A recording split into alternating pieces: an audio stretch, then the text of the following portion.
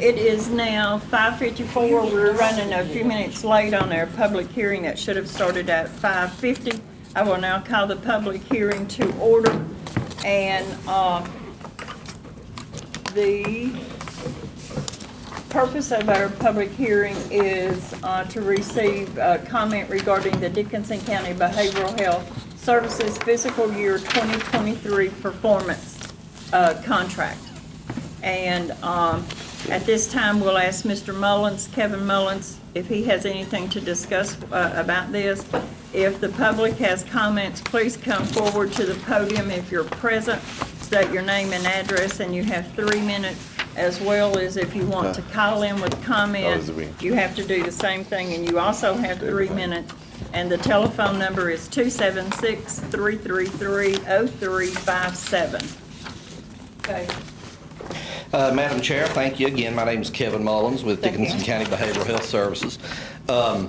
Just one of the things I try to do each year when it's time to do the performance contract is give you all just a little bit of rundown of some of our services and kind of the numbers that we serve and those kind of things. So this past year, fiscal year 22, we served approximately 1,287 individuals at the office there. So that was divvied up between 3 different service levels. That's mental health, developmental disabilities, and substance use services. So you're all's part of, if you'll turn to a performance contract over on to the very first page, you'll see kind of a breakdown of our budget for the year. And the local match that we asked the Board of Supervisors for this year is going to be $272,400. So that is based off of an amount of state funds that we get. That can fluctuate a little bit depending on if the legislature gives a little bit more state money somewhere down the road. But you know, for that $272,000 investment that the local board makes, our total budget is a little over $5 million, $5.1 million. And now last year, because of some grant money and because of some you know, billing things, our budget actually fell to just above $6 million. So it's a pretty good bargain that, you know, for $274,000, we're able to bring in, you know, $6 million worth of revenue, you know, and employ 63 full and part-time employees there at the agency. There's 57 full-time employees and 6 part-time employees. You can add another 26 or so if you want to count the pool employees, you know, seasonal employees through the summer. But we have enjoyed working on the pool. Of course, the flood this year has slowed things down. The rain has been horrible this year in terms of the pool and all. But the performance contract actually is a contract that we do with the state each year that just looks at a comparison of the money that they're giving us to the services that we promise to deliver. Every 2 years, the performance contract undergoes kind of a major overhaul. This is an in-between year, so there was a few tweaks to the performance contract, but it's virtually the same document that we did last year. So, Kevin, I got a question. You said contract, but I'm gonna shut this off. But anyways, it says contract, but this is really just a budget in front of us. it is, but that's what the state calls the performance contract, and it is the budget. In other words, what our expenditures are versus what the state money gives us. So that's what they label this as, the performance contract. So over in there, you'll actually see it divvied up by service disability. So some of it is mental health, some of it is SUD, which is substance use disorder, and some of it is disability services, which is ID and DD services. Then on the other question I got on the back page, there's a couple questions not answered. Which one, the very back page? Yeah, number 3 and number 4. Number 2, I understand why it's not answered, because you answered no up on 1. Oh, right. Because it's actually, those services are actually provided on all those locations. And that is something that when we actually submit it to the state, she'll put it in as all locations. So Beth, our fiscal agent, actually answers those. So when we submit it to the state, both of those will be answered. So the question you may be referring to, if you're talking about number 3, where is the primary health, the medical care provided? We're actually providing it on site at CSB at our clinic, but they also have the ability to do on site at the primary health care provider. In other words, their actual office within our facility, as well as being able to come to our other buildings and do it. So that's why the bottom on the other site, and we will specify what other sites our nurse practitioners can work in. Okay, then on the, match, I'm trying to understand, with my recent experience, if we're covering 10%, is that, I'm trying to understand, we're 272. It's 10% of basic, of certain funds, and I'm not the money expert, so I cannot tell you which funds. It's not a total budget match. If it was, your all's input would have to be a lot more. It would have to be 10% of our overall $5,179,000 budget. So it's some very specified state funding that comes down that you all do the 10% match on. And if you would like, I can get the fiscal agent to show you a breakdown of where those funds are. This is where I ran into a question. I've got another neighboring CSB that says they do it between 3 counties, and their contribution's 90,000. Their populations are all higher than all 3 counties are higher than ours. So I'm kind of wondering what the difference is in the different agencies and why there's such a disparity. And then we also know that there's a lot of discretionary money. So why can we not use some of that for the local match? This is set by legislature. This isn't something that we get to pick. Our board doesn't get to pick how much the local board of supervisors has to put in. This is something that the state legislature has set as far as the 10%, and then the state actually lists out where that 10% comes from. So in terms of the other boards, I can't speak to them. I can only speak to our board here. And again, I could be glad to get our fiscal agent to get you a breakdown of what those, where those state funds come from, the allotment that comes to us versus what comes to the other counties. Yeah, it would be good to get a breakdown of that, because I was approached and was told that they negotiate theirs down because. And maybe it's because we have more services, I don't know. But that would be something that. Again, I can't speak to the other CSBs. I can only speak to ours individually. Ultimately, I mean, $270,000 sounds like a lot of money, but again, you're getting over $5 million. Last year, we brought over $6 million worth of revenue into the agency or to the community, which is direct jobs. That's high-paying jobs to individuals that live here in the community. It's keeping highly educated individuals employed here in the county that would normally have to go outside of the county for employment. So I think it's a true bargain. Oh, I agree to a point, but then you also have $2 million in the bank. So we do. We have to keep. I'm trying to wean out, because we're trying to lean out our. Not the 5 million. Not the 5 million? Yeah. We have to keep, the state also says we have to keep at least 6-month operating expense in the bank at all times. So that's why we've got approximately $2 million in the bank. We're actually about $2.5 million in the bank, because we have to be able to keep that. If not, they would actually shut us down as a CSB. There are some CSBs throughout the state that have gotten into trouble because localities have tried to take some money from the CSBs before and it not leave that matched 6-month operating expense.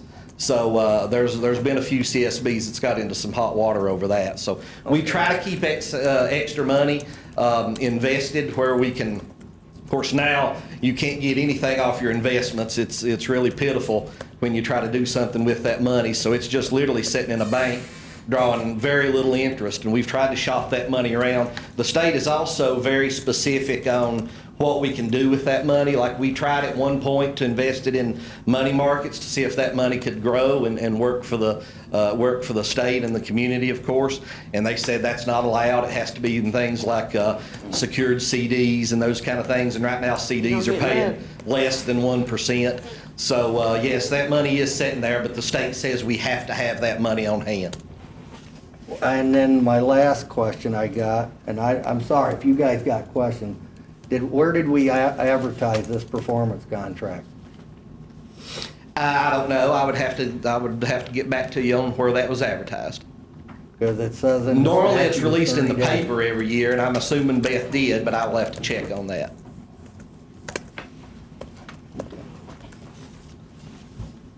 Anybody else have questions? So you said that, I think you did a real good job at the pool this year, even though it was difficult. And you do employ quite a many people, 57 you say? 57 full-time and 6 part-time.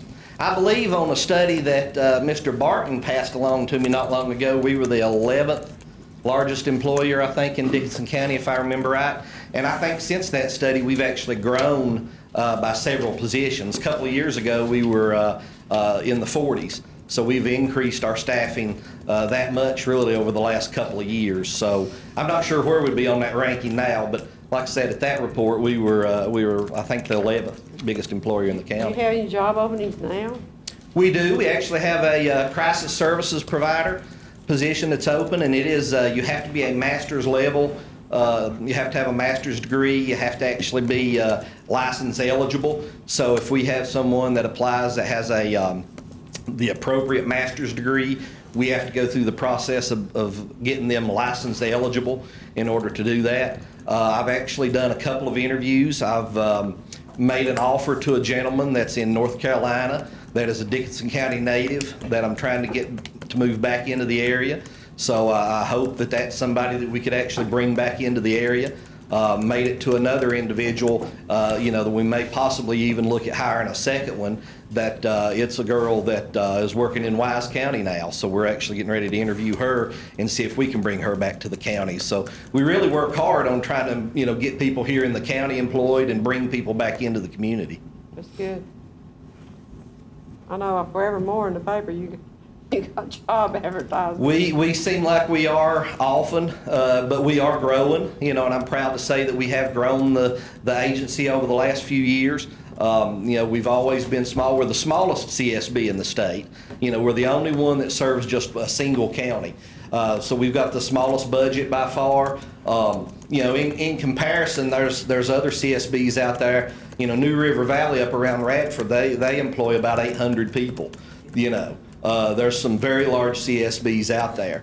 Of course, Fairfax Falls Church, their CSB system is one of the largest employers in that area up there. And they function primarily, to Mr. Peters' question, they function primarily only on local funds. They get very little state funding. And, Fairfax actually supports them almost totally, and they're over $100 million a year budget.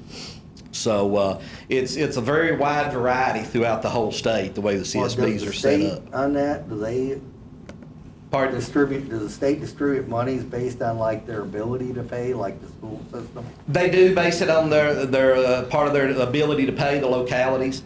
And like the CSB up in that area, there's just so much of that local money floating around that the state's really not had to put out what the locality was willing to provide. So again, it varies, throughout the 40 CSBs in the state.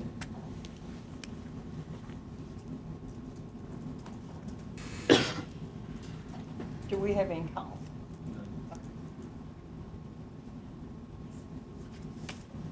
Any other questions I could entertain? Don't think so. Okay. You did a good job doing, explaining it. We appreciate y'all's assistance, always do every year. I think we've got a great working relationship with the board. I work with Larry a whole lot on a lot of different things like the insurance and and those things. And again, we do appreciate what the board has done for us over the years. And again, I think for the $272,000 investment, it's a pretty good return on our money, as far as the county goes to bring these kind of jobs to this locality. And we hope that we can most certainly keep them there. There's always danger being the smallest one. In years past, there have been talks about consolidation of our CSB with another one.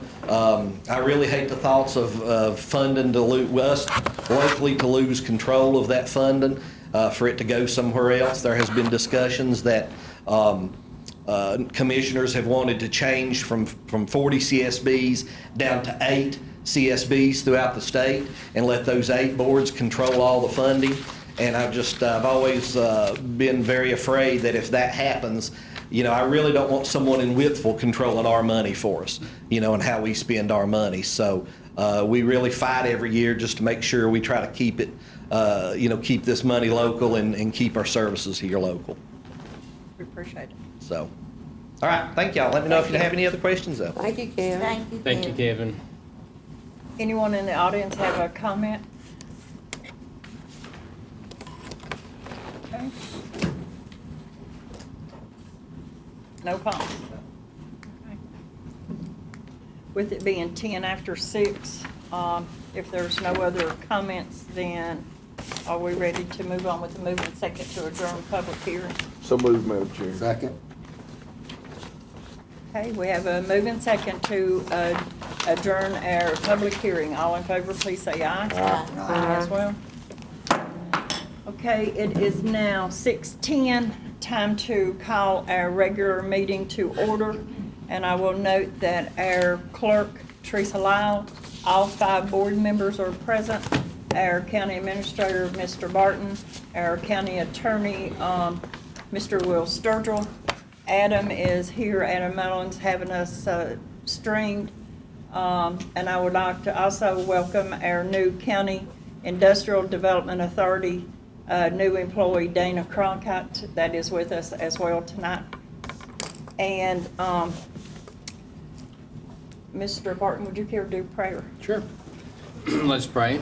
Most kind and gracious Heavenly Father, Lord, we're just thankful to come here together once again this evening, Lord. And Lord, we just pray for wisdom, Lord, that you'd watch over us. Lord, give us wisdom as the supervisors make decisions on the county's business and affairs tonight, Lord. Lord, we just pray that you would be with our county, Lord. We just pray for the situation with COVID, Lord, that would improve, Lord. You would keep our students safe as they've went back to school. We just pray that you just bless us all. We pray all of our residents, all the citizens, Lord, and Lord, just all the workers, you would be with us and help us as we try to do the county's business. Lord, it's all these things we ask in Jesus' name. Amen. If all will stand, and Mr. Peters, will you lead a pledge? I pledge allegiance to the flag of the United States of America and to the republic for which it stands, one nation, under God, indivisible, with liberty and justice for all. Okay, moving on down to number 4, the approval of our minutes that is in our packet from our last month and one meeting at the 1st of August. Do we have any corrections, notations, comments?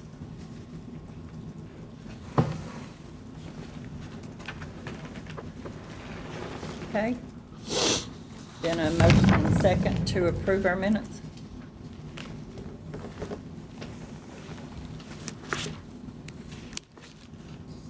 I make a motion that we approve the minutes for, do I have to do each one of them, or can I do them all? Just, You can do them together. you can do them all.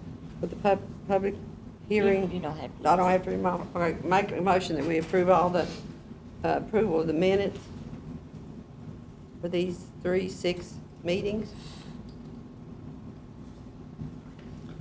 I'll second. Okay, we have a move and second on the floor to approve our minutes. All in favor, please say aye. Aye. Aye as well. Number 5 is the approval of the agenda. Do we have any corrections, additions, changes to the agenda? What you handed out is already part of, that's just a It paperwork. is just additional information. Okay, okay. Okay, hearing none, then I will take that motion and second to approve the agenda. So moved. Okay, second. Second.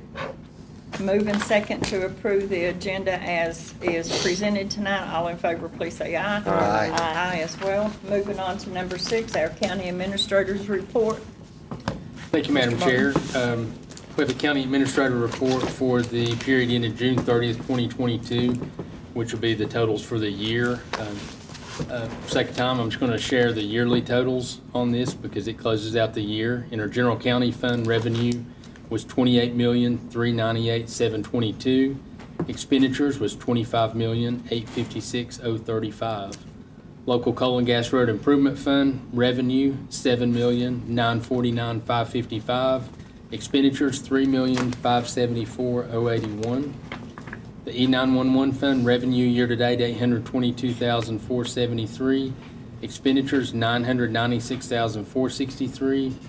And lastly, year-to-date, our CARES Act funding, revenue $1,846,746, expenditures $974,219.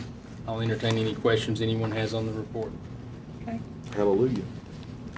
Well, so we, It's pretty good. Looks great. 2.5 million, And yes, yeah, we had a very good year as far as, our revenues exceeded our expenditures overall in all categories with the exception of E911. We fell just a little short, which we always do as far as with appropriations, but the general county fund was about 2.5 million over, so.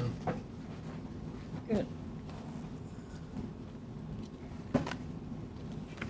I make a motion to approve his report. Second. Okay. Moving second is on the floor to approve the county administrator's report. All in favor, please say aye. Aye. Aye as well. Moving on down to number 7, the expenditures, Mr. Barton. Thank you, Madam Chair. Looking at our expenditures for the past month, general county fund expenditures were $1,640,724.63. E911 fund, $72,126.07. Coal and gas road improvement fund, $61,249.73. And the CARES Act funding, $12,250. At this time, I'll entertain any questions any board member has on the expenditures included with your packet. Move we approve the expenditures as notated. I'll second. Okay, we have a moving second to approve all expenditures as notated in our packet. All in favor, please say aye. Aye. Aye as well. Moving on to number 8, to public comment. The lines is now open. The podium is open for anyone who's present or wants to call in to speak. There is a time limit of 3 minutes. You need to state your name and your address for your comment, and we will entertain any comment that anyone has to make.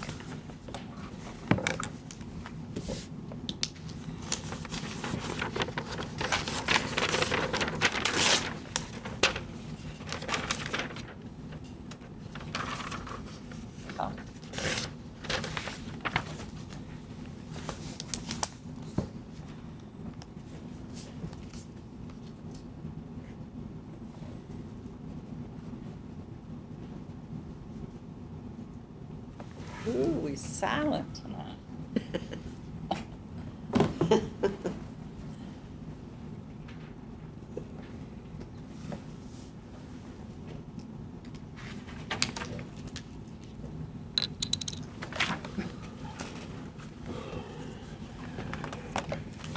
So just a quick comment on the public comment. I'm Paulo Quinn, 796 Newberry Ridge, Clintwood.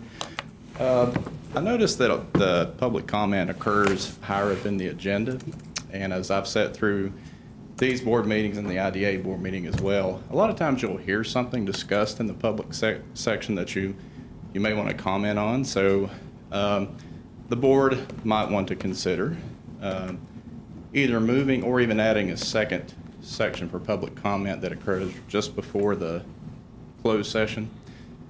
And if timing is a consideration, you could have folks pick either the first one or the second one but not both. Because sometimes you do hear something that stimulates a thought and you would like to share that, but the public comment section has already closed. So just submitting that for the board to consider. Thank you. Thank you.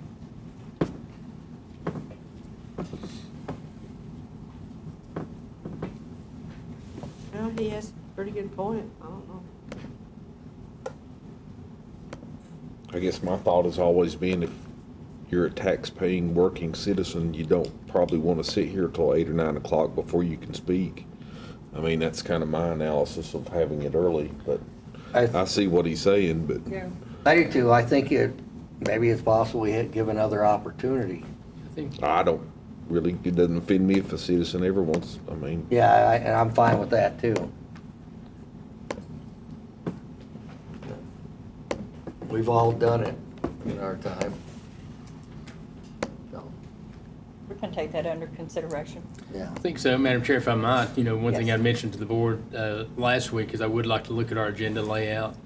I'd like to try to streamline our meeting, provide a few more reports to the board, and in turn, those reports would be available to the public as well on that to provide a little more information, try to move our meetings along. Some things that we share in our meetings here and stuff, like sometimes I'll read a report like I'm doing the month, and it's really hard for them to follow without seeing it. So some things may need to be included as reports, and that can be published when we publish our information so the public has that. There's a lot of things, as in the coming months, I think we need to look at our agenda overall and how we lay things out and try to really streamline and move our meetings forward to keep things moving for sake of time, out of respect of you and our citizens that are here in attendance. So agree completely. Okay.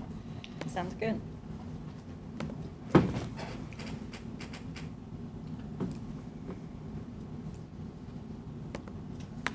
Madam Chair, I recommend we close public comment if there's no one on the phone or anything. No calls? Okay. Then I will accept that as a motion and a second. Second. We have a move and second to close public comment portion of our meeting tonight. All in favor, please say aye. Aye as well. Number 9 is Rachel Patton from the Southwest Virginia Workforce Development Board, and I am not seeing her in the audience. Have you heard from her? I've not heard anything from her. And I've not heard from her either, so we We will. want to table this till next month, put it back Yeah, on we'll September's just agenda. table this and get into contact with her and move on to number 10. Number 10, I'm not sure who may speak on this, or if we just need to read this, if Mr. Peters or if Mr. Barton does, but this is a resolution for emergency declaration. Sure, if I could share on this, Madam Chair. Yes. And of course, as the board knows and the public knows that's here, the 28th day of July, we experienced flooding in the county. And early that morning, Mr. Peters is the Director of Emergency Management. Mr. Thacker is Emergency Services Coordinator, Emergency Management Coordinator, and, we'd all met and declared a local state of emergency, and just pursuant to code, we have to affirm this and take up this resolution at the meeting. And for sake of time, we won't read the resolution. It's just affirming that there was a state of emergency on the 28th day of July 2022, and it'll be a matter of our minutes here, so. Okay.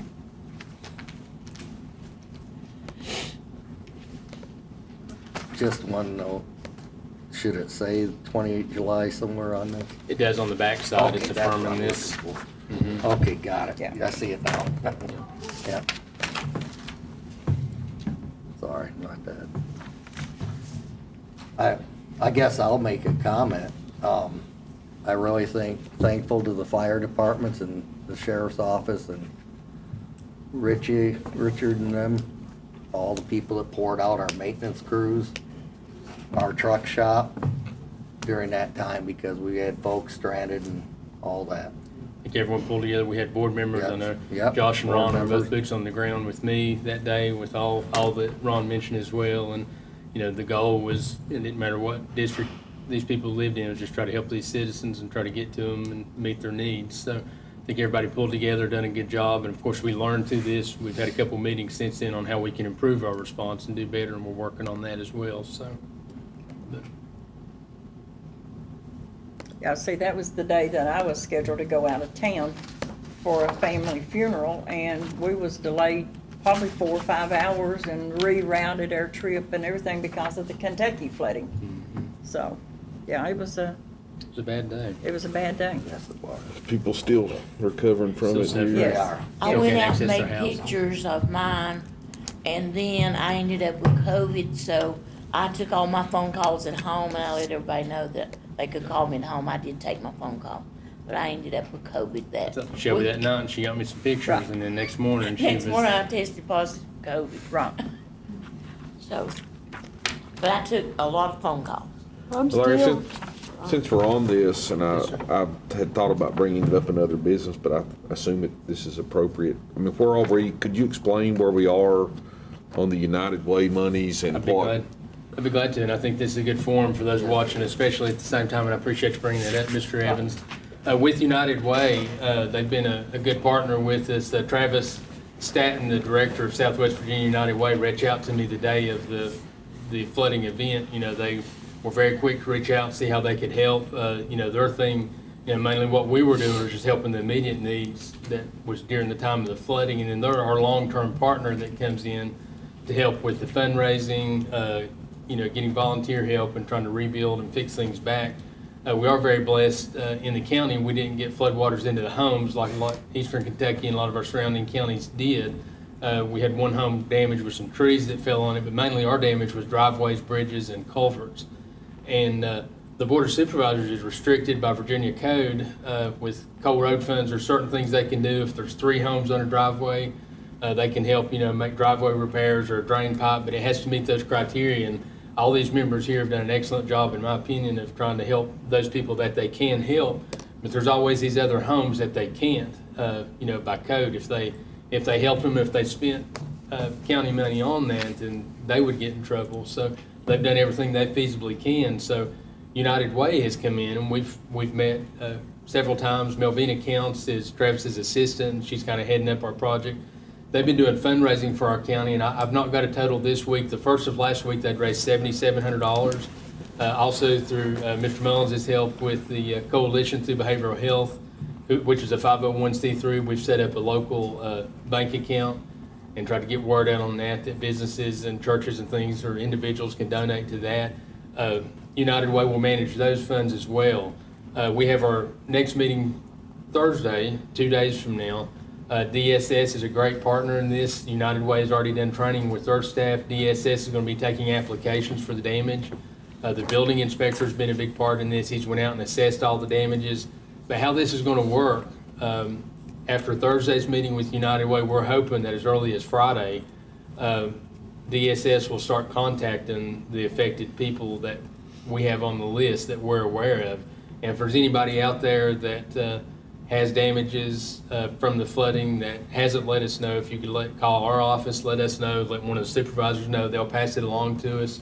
We'll get that put on the list, because initially they're going to reach out to the ones that we're already aware of. And then, of course, they can call, get added to the list or call DSS directly. There's a couple ladies handling that. But they'll have scheduled appointments for these people to come in that are able to come in. If they're not able, if they're elderly, they'll do it on the phone and make arrangements to get someone to come out to them to sign the application. Once that happens, it's paired through our application done through VDM as far as with the damages. We try to get, or they work with us to try to get state funding for that. But basically at the end, they take any state funding we can get, plus all the monies raised, and they buy the materials, and they're already working on getting a couple of different volunteer groups that does the type of work we need, like putting in drain pipes and things. To come in. We're working with some local churches on housing those people, some local churches on helping feed those people.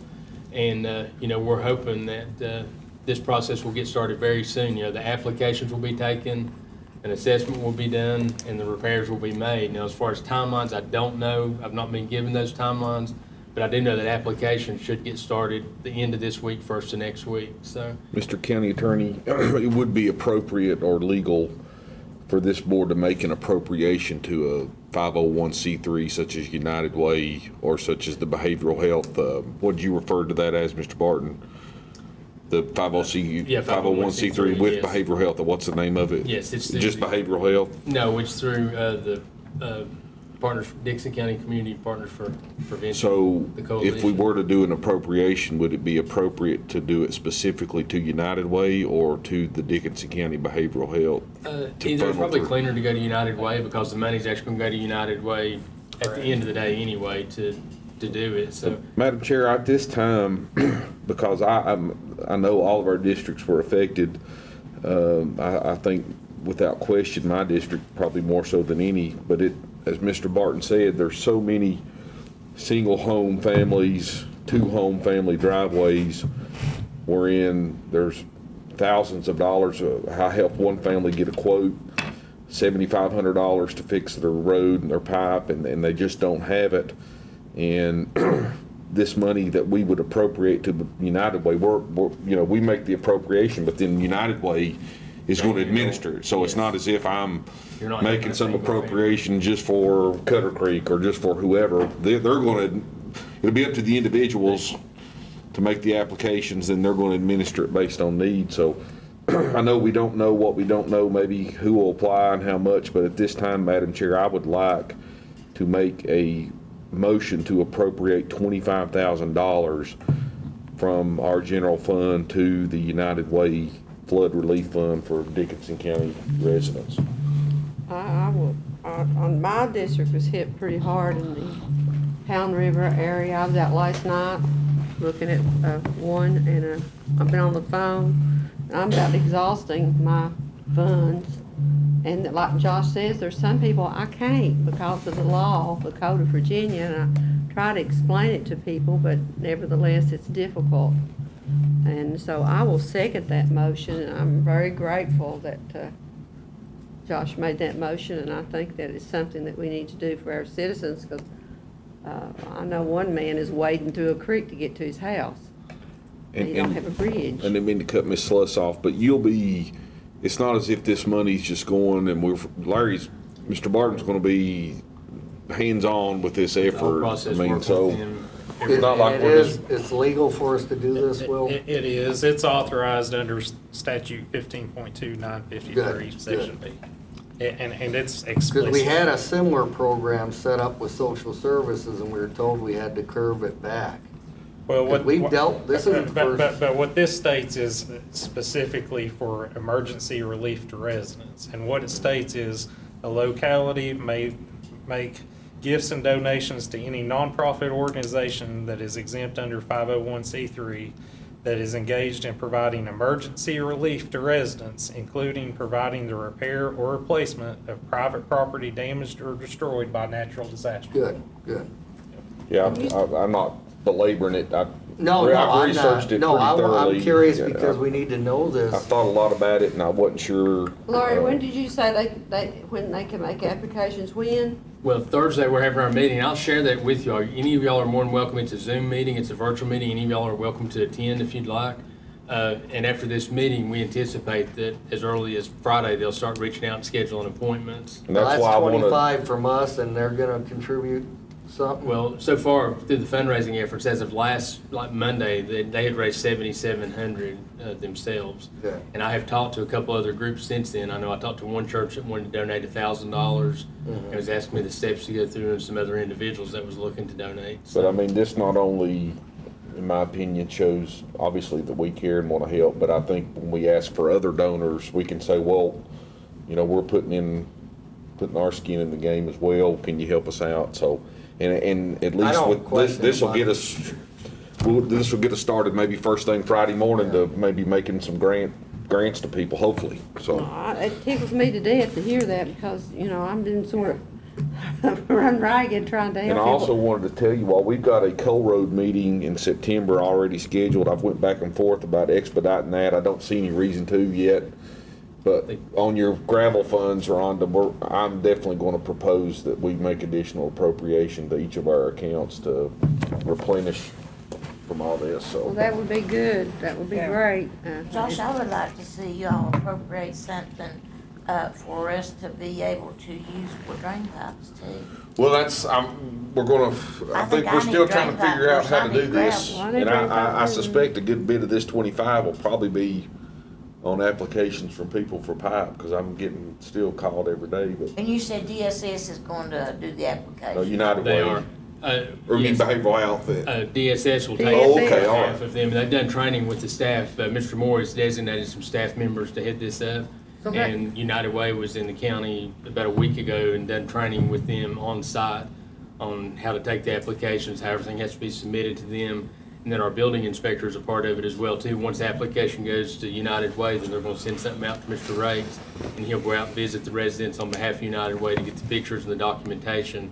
That way, we're helping them do the legwork, and they're administering everything, and then they're gonna get the volunteer groups, and they're the ones that directly pay for the materials and decide what they do. Basically, is look at all the damage and all the need, and then how much money has been collected, and they try to equally help. Is it gonna be income, are they gonna do their, it's not gonna be No. income, well, No, good. it'll be I'm glad. needs. Be Based on needs, need. I know, That's my understanding, Ms. Lesson. I've not been part of the training or anything on that, but I'm assuming it's just need-based, so. I know the, Luther Chapel Church, which my husband, everybody knows is pastor of, we have donated money to Eastern Kentucky and, Hurley, and hopefully we will to this county as well. And then at Cape Jacob, they have also extended an invitation to people in Eastern Kentucky, because they have cabins over there, and some of them are very nice, to displaced families that have nowhere to go. So, I think this would be very good. I hope that every church will, see if they can't contribute to this and help with the needs of our fellow citizens. I think it's a good program, definitely a need. Okay, backing up just a little bit, we do have a move on the, move and second on the floor to appropriate $25,000 to United Way to the account or to their fund of county help for the flooding in that. With this move and second, all in favor, please say aye. Aye. Aye as well. And now, back to the resolution. Right, we have to move in Sorry, second on right, that. you may That's do okay, that. that's okay.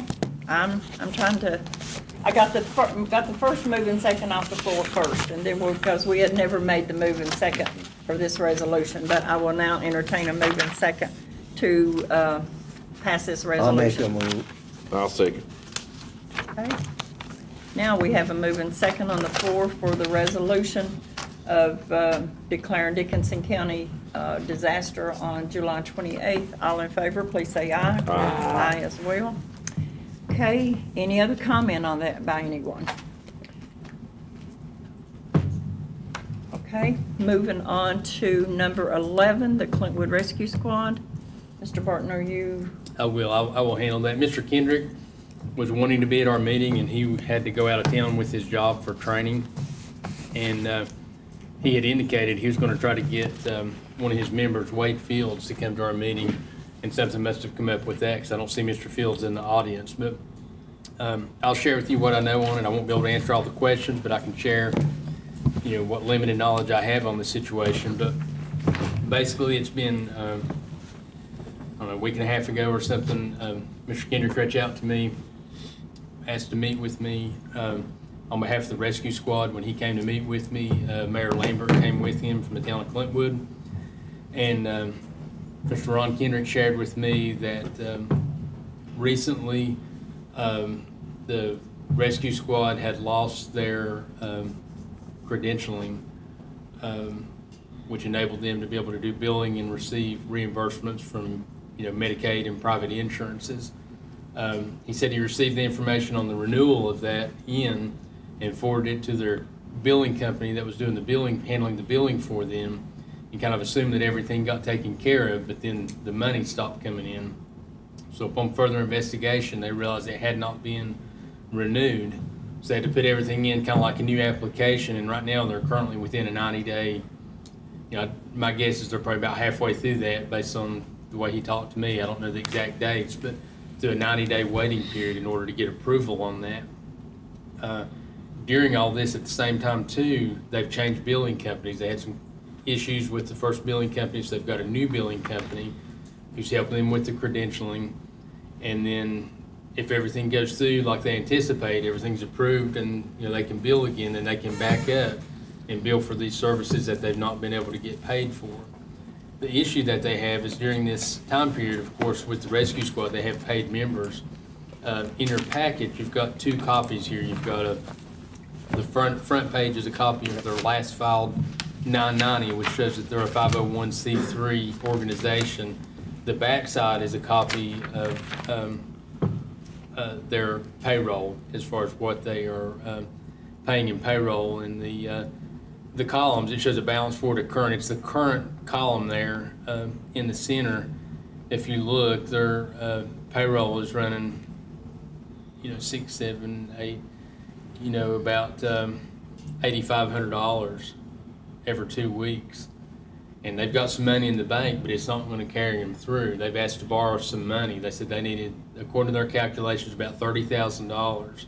The town of Clintwood stepped in. They had asked if we would loan them, the Board of Supervisors would loan them $15,000 to be paid back once they resume their billing and collect the money. And they were asking the town for the same thing. The town met at their council meeting for the month of August, and instead of loaning the money, they went ahead and gave them $15,000 in CARES money that they don't have to pay back. But the rescue squad is still asking if we could loan them $15,000 on this. So that's basically what's presented to me. I'm trying to share what I know. I'll stop here. I'll try to answer any questions you have as best I can. And this is the information he gave me. Their 990, it shows for the current year, which was July 1st, 2020 through June 30th, 21, that their total revenue is $451,000. And of that, you can see they had contributions and grants, but their program service revenue is about $242,000. That's their revenue that they get from billing insurances. And of course, Clintwood does a lot of transports, so they get paid from insurances for doing the transports, as well as I'm sure there's billing for going out on some calls. And it shows their expenses has been $335,000 with a net difference of $116,000 for the past year on that. So they are organized as a 501c3, and they are, according to this anyway, making money, but they're in this 90-day period that they have no revenue coming in. I don't see a problem with loaning. I wouldn't give it to them because they're gonna get reimbursed the money. So, What, Mr. Sturgill, as our legal counsel, what is your take on making a loan? Is that, Well, Mr. Sturgill's contemplating that. I mean, how do we, they had $116,000 profit last year, so how do we differentiate them from any other private business that says, well, my billing system's messed up, can you come give me a loan that I I would? know, it's, I don't So a lot of think you people can, go to the I- Wells Fargo or New People's Bank I or, don't think you compare Clintwood Rescue Squad with other rescue squads, 'cause they do so many more runs than the rest of them do. Mr. Barton, don't they essentially compete with a privately owned business here in the county as well? I am told that by Ms. Roop, the administrator of the hospital, that what they do is on the transports from Dixon Community Hospital, she has a rotation. She'll call Dickinson Community, I say she, the hospital will call Dickinson County Ambulance Service, who bought the former DSS building from us, and then the next time they call Clintwood Rescue, and they kind of alternate between those two, and that's the knowledge that I have on it. And Dickinson County Ambulance Service doesn't get any government funds. yeah, Let me ask you this, we need to is look at all of them on this. is the Clintwood Ambulance Service supposed to be a volunteer ambulance service? Well, and, Mr. Thacker could answer more on this probably than me, but these days, it's really hard to get volunteers for rescue and for fire, and I think that rescue has kind of learned, because of the qualifications and skills You gotta pay. that these people have, that they can't get people out without actually having paid members on that. Well, So, I don't have a problem with that. I'm just, where's the 116,000? and again, that's things that I can't answer, if Mr. I Fields just or don't Mr. like, Kendrick was I'm not It's a being. fair question, Josh, you're right. here, I know Josh doesn't believe in traveling to these meetings, but I went to BACO meeting a few years ago in Bath County, and I talked to this guy that does billing for the county for all their fire and rescue. I am a great supporter of having one billing company for all of this. The money comes back to the county and we distribute the money. And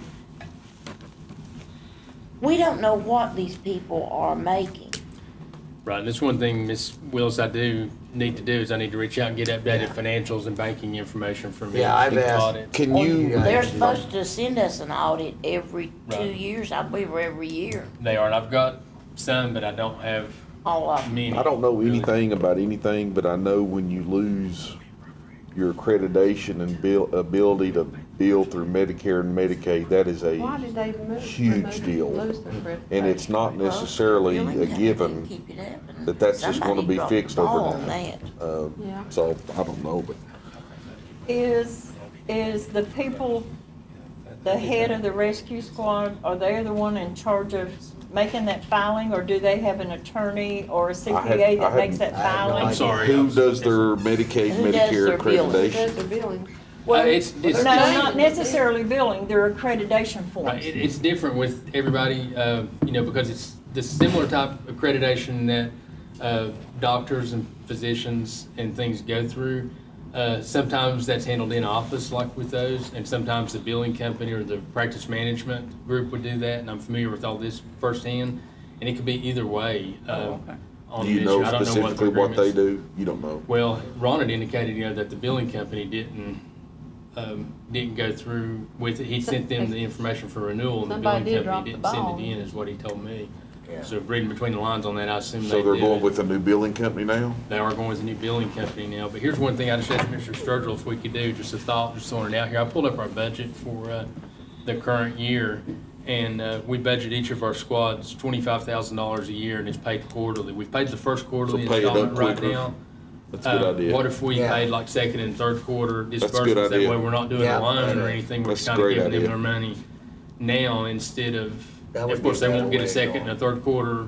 By doing that, we're just kind of paying them up. Well, I they'll agree still with get that. money when they get called up here. Right, and then take the money they get caught up and use that in place of their second, and third quarter. It is Madam Chair, I something. would move that we go ahead and, I want That'd to be make another $12,500 if we Okay, done it. all right.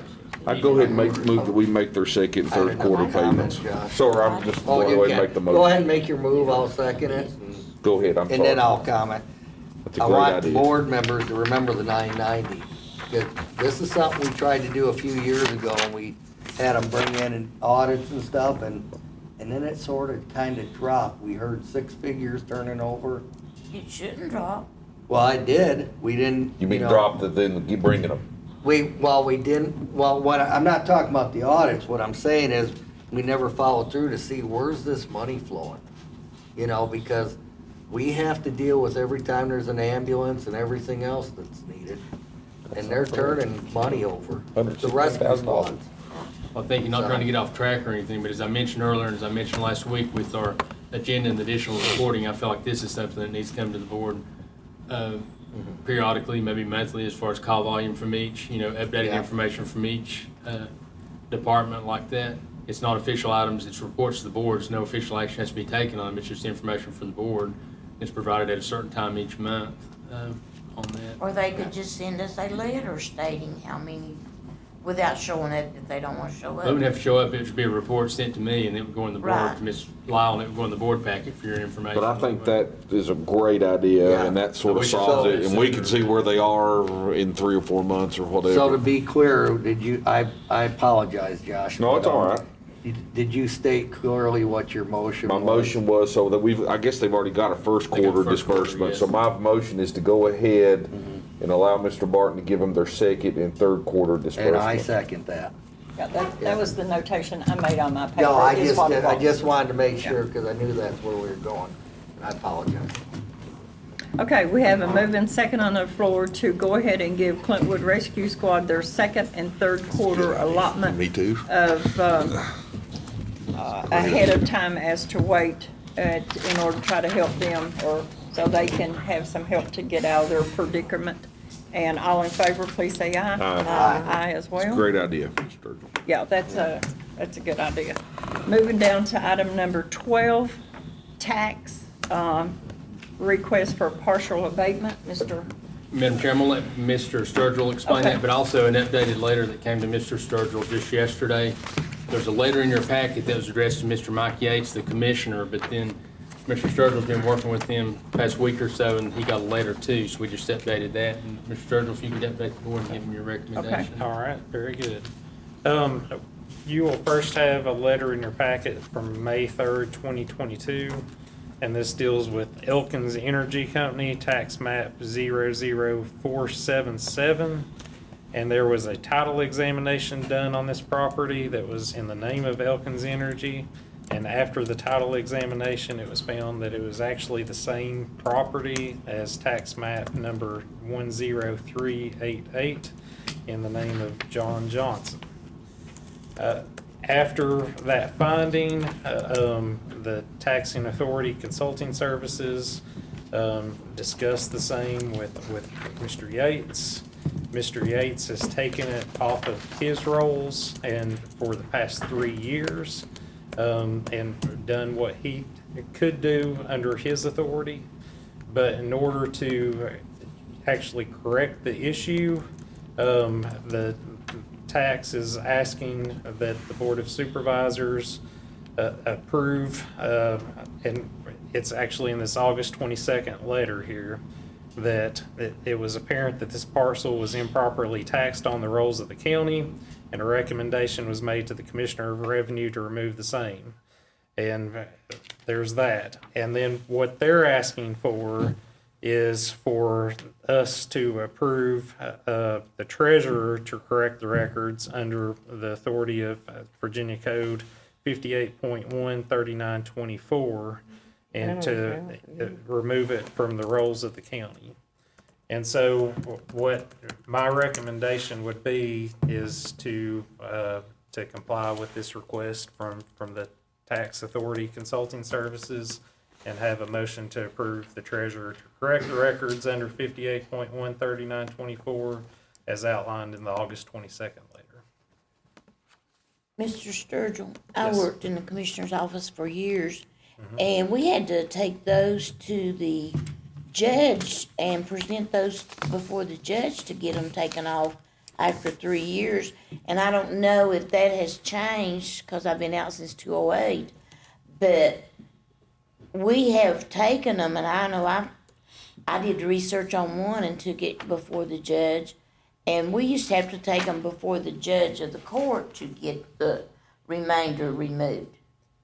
And as far as what they need and whether it has to be presented in front of the judge, I'm not sure. What I know is what their recommendation is, which is the But next that's step in tax, order to do. right. Exactly. But I know we've taken several to the judge, the period of time that I worked there. And I don't know if they still have to do that or not.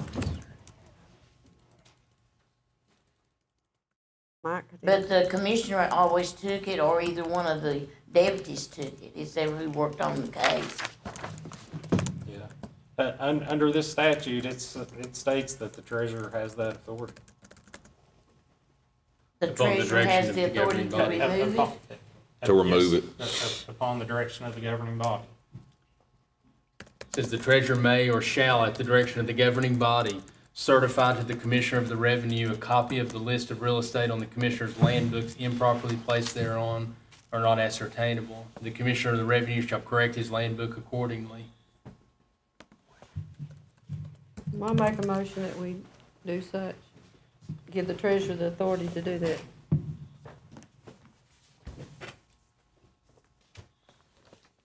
I'll second it.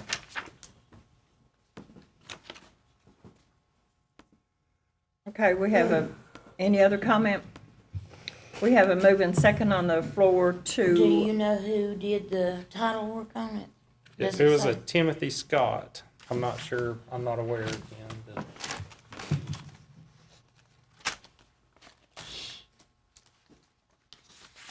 we have a moving second on the floor to pass allowing the treasurer via the Virginia Code 58.1-3924 to remove this property or to notify the commissioner to remove this property. All in favor, please say aye. Aye. Aye as well.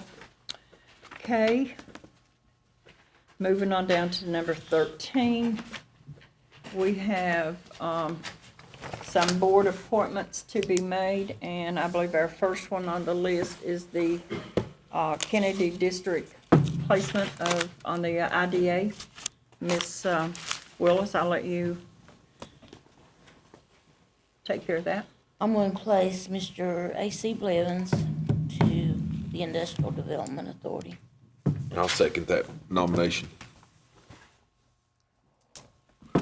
Okay, moving second on the floor for the Kennedy District placement to serve out the remainder term of Ginger Center that has resigned and moved to A.C. Blevins. All in favor, please say aye. Aye. Aye as Aye. well. And the B, the Public Welfare, is also the Kennedy District, I think. Yes, and it is also replacing Ginger Center. And that is a Kennedy District placement. I am going to place Jonathan Mullins on that board, please.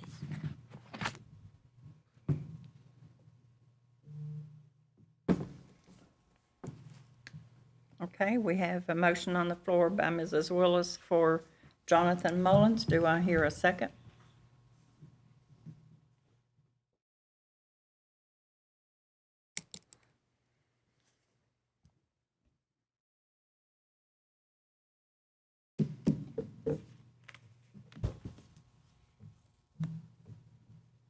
Do I have a second? Just for the record, Madam Chair, I have to abstain from this conversation and vote and motion.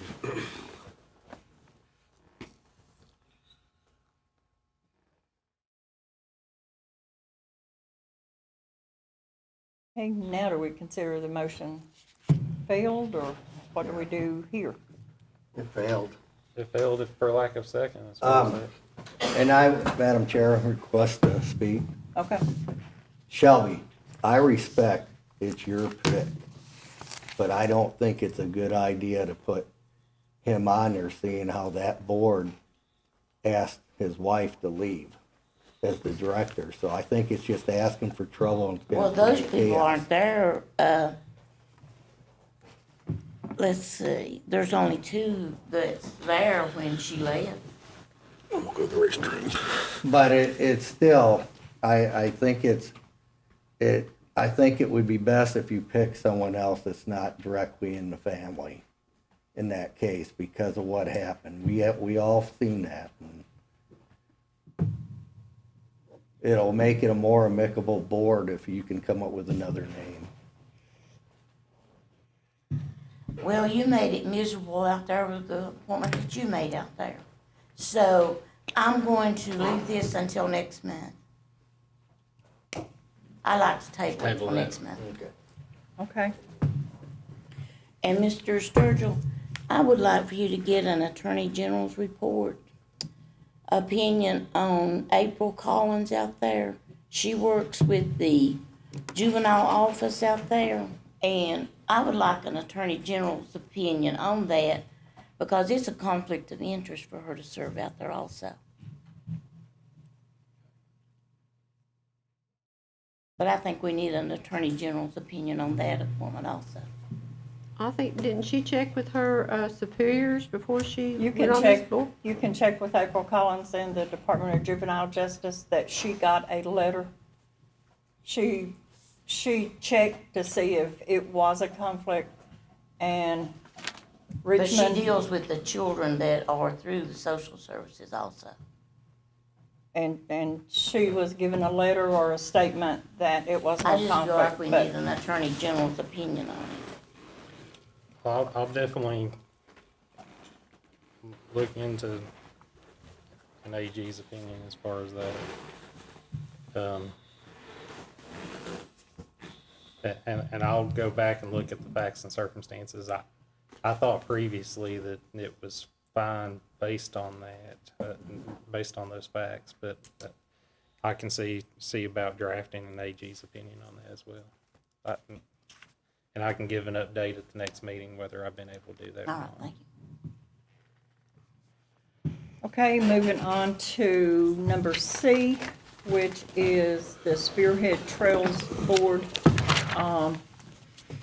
for, Kevin Mullins. Well, I make a motion, we reappoint, can we do that? Reappoint Kevin Mullins. Do you want it, Kevin? Do you I'm want, fine with that. That board is really kind of defunct. It's not met since my last appointment last year. You're But kidding. I have talked to the director and they are wanting to try to revitalize that board, so I'm fine with that. I'm fine with that. I'll second it. Did you make a motion, Rhonda? Yes, I make that She made the I'll motion. second it. We have a moving second on the floor to reappoint Kevin Mullins to the Spearhead Trails Board of Directors. All in favor, please say aye. Aye as well. And D is Dickinson County Tourism Committee. Madam Rick? Chair, I would like to make a motion, we appoint our new economic development person to that board. Because we need to roll that into tourism. can I say something before that you do make that? Yes. This might be, I think Dana's got her hands full the way it is. And Marzette Fleming is very good to go with Rita to all these meetings and stuff, and she's a supporter of tourism. I know guess he has to make his motion in a second, but I think that we don't need to put any more on Dana than what she's already got, but I would like to see Marzetta Fleming appointed to that board, because she goes with Rita to all these things, and she does a good job representing Dickinson County. Haven't, may I Madam ask? Chair, am I sure? Go ahead. Yeah, tell me, can you say what happened? Do you just want to Madam Chair, if I explain? might explain on this. Yes. I give a printout on this, Yeah, I read the feature seats there, bylaws. the 13D. And you notice right now, currently, we have 9 people on the tourism committee. I also attached the bylaws, and it doesn't set a number, it just says at least 5 on there. So how did we But it goes on to leave? state that we had 10 were appointed in 2010. And from discussions with our tourism director, Ms. Rita Surratt, she said that Kenny Mullins has been on there for several years. And Madam Clerk, you may have to help me on this, but I think his last appointment was in 2016. And then he has been to the clerk's office to get sworn in, and they've sworn him in, even though they didn't have paperwork, and it's been confusing because he thought he was And sworn Kenny back does a good on. job. Of course they did. Well, so it was just like an oversight by us or something? It was an oversight by Rita, didn't send his name, is my Okay. understanding, because it wasn't in. Am I correct, Chris, on that? So 1, 2, 3, 4, 5, 6, 7, 8. So we got 9 already? Yeah, got I was 9, just thinking it would be But the good bylaws because we will need to allow tie in in excess tourism of to the 10, economic 'cause Ms. Well, I don't In think excess we can of get too 10. many Well, I on mean, it's at tourism. least 5, I so I think we mean, you need, can do. we could put them both on if we wanted to, couldn't we? And I also have an appointment I'd like to make on it. Well, I don't know, I mean, Kenny obviously wants to do it. Kenny does a good job, and he's always come to the board meeting. He does. Madam Chair, I make a motion, we reappoint Kenny Mullins to the Dickinson County Tourism Committee formally. I'll second it. Do, I had a motion, but. I know, that's Oh, what I was I'm gonna sorry. say. Well, I missed it. We had 3 motions on the floor. You've actually got 3 motions. He Yeah, made I'm the sorry. Now, motion no one for seconded Dana. mine yet. Yeah, nobody I'm has sorry about seconded. that. I didn't And mean- Rhonda made a motion for Marzetta Fleming, Okay. and now you have one. Well, however you want to do it, Madam Chair. I didn't know Rhonda made a motion. Yeah. I missed it. Yeah, I'll make No, the I- motion for ours at a funny, if we could, if I read their bylaws here, we could appoint Kenny and Rosetta to the board, is that Whose right, motion was Larry? first, yours? I mean, is that right? And Mrs. Mine Willis was. said You got that somebody? she, Yeah, Lester, and Rita requested that Lester Hill be put on that a while back. And I got confused thinking it was the fire committee, and Lester didn't want it, but he does want on the tourism, and Lester does a good job on everything that he's on. And I don't think we can get too many on tourism. Well, why don't we appoint all 3 of them here? And I think Dana's got her hands full right now, and she can, Can't we make one motion, do all 3? Mr. Sturgill, can they do all 3, or they need to do them one at a time? You need to do them one at a time. So we have Kenny Mullins, Marzetta Fleming, and Lester Hill. Is that our three names? Well, I think you still have Mr. Are you withdrawing your motion, or you? Yeah. Well, I wasn't. I think if you're gonna do 3, why don't we add 6? You know, it's just, you know, or, you know, why did we stop Well, at let's 3? just vote on something, so. Let's, Let's vote on Are you leaving, Josh's are you motion. leaving He's your got a motion? and a Yeah, I'm To- leaving my motion, cause it doesn't mean they have to make All every right, so you meeting. got a motion that hasn't been seconded, Yeah, so let's deal with that. but I mean, Okay. if Let's you're gonna vote for do Kenny 3, then first. do them all. He has, so Dana Cronkite was the first motion, that was the first one. Then Marzetta was the second name, Kenny Mullins was the third name, and this is the way we'll do them. And Lester Hill was the fourth name, right?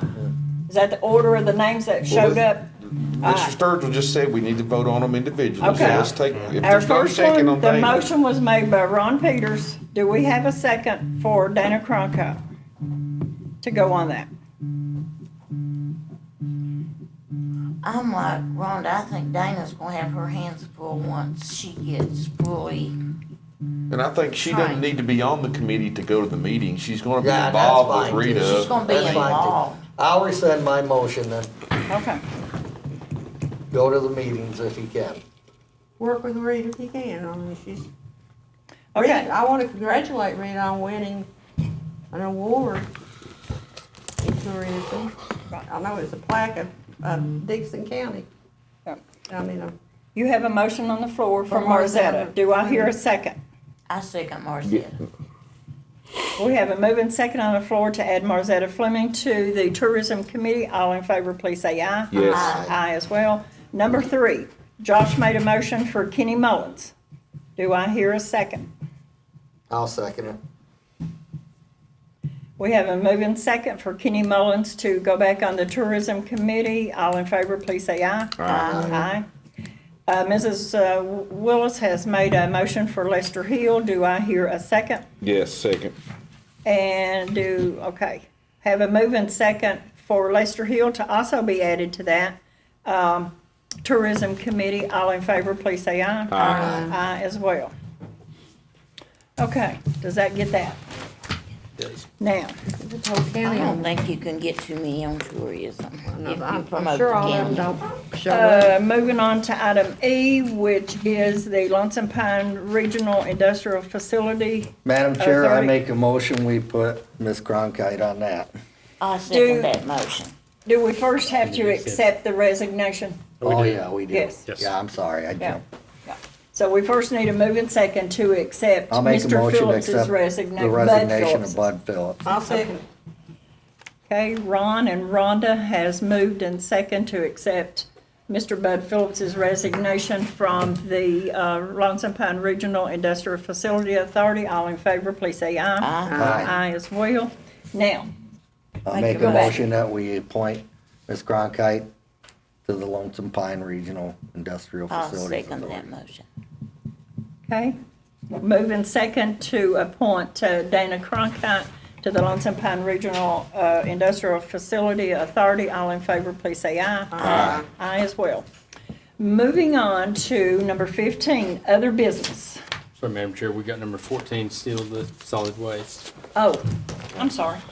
I guess I was going by the, There's nothing in the. no, tab for it is the reason I missed it. Tab. Okay, number 14, solid waste I ordinance think someone discussion. had brought that Is up that, last minute. Mr. Peters, Mr. do you Peters. have Yeah. discussion for that? I guess for me on this, do we wanna, I think that we should clarify what we're gonna address in the ordinance. If it's something we're not gonna enforce, we don't need to have it written down. How do you others feel about that? Cause there is some stuff that needs to be cleaned up in it. But this may not be the right form, we may wanna do a workshop and then have, make some recommendations and come back and vote on it after public hearings. That'd probably about the best way, because there's nothing in And that our way we- packet to discuss the There's certain not issues. this There's time. nothing really. Yeah. Can we get a copy of the solid waste ordinance? and- We'll send Yeah. another one out to And you. I think we got one. That's the somewhere. best approach to take on it. Okay. Yeah. I think we got it on email. What is it that we need to, what is the Yeah, main thing a we need month to or two discuss ago. about the Yeah, solid it was waste in there ordinance? a month or two ago when we passed it. There's possibly, there's some errors in it, and then there's things like, you're not allowed to do certain things, and we know that people are doing them. Do we even need, we obviously don't care, so why have it on print that that's a violation if we're not gonna enforce it? But, and then we wanna also take Somebody out. found out a big One bag one of the of things I would garbage. like to see is in there it lists dollar amounts for trash going to the, let's take those kind of things out and make a sub list that we I think keep he's track referring of to in the the county, approved 'cause fees those will at the transfer change over station. time. You You don't know, have to that amend way it. it's not, we don't have to update the ordinance every time. We just reference Yeah, annually you'll set your fees and then you Yes. just reference those fees in your ordinance, so you don't have to keep them in. it's just a cleanup thing. Okay, well, And that's I don't why see a it's problem not, with that. be better to sit down and discuss what we don't like in it and change it then. And Mr. what Peters, you want- I might add, Mr. Peters, if you do a workshop, we have talked about doing an ARPA workshop in September. If we could Yeah. match calendars, we could probably do the solid waste ordinance that'd be and the Yeah. ARPA at the same time Yeah, I agree. on that. I agree. I'm good with that. So that will just be moved to, do we need to move in second to add that to a workshop? We'll just. We just will do Or We'll it. have to just- schedule it and then we'll Okay. advertise. We'll just will drop off the agenda Okay. for now. Now we're moving on to item number 15, other business. Does anybody have anything to be brought before the board for other business? Madam Chairman, I don't know how to address this, and I don't know if we could do it with something with the resolution or some kind of, something, but VDOT is, I text them, called them, sent in, one I sent yesterday, they had 4 numbers on it. And I have called Mr. Belcher, numerous times, and this is the message he sent back to me today, what I thought was a little bit, He was in the county last week. well, you saw where I was at yesterday, it was terrible. Was that his last name?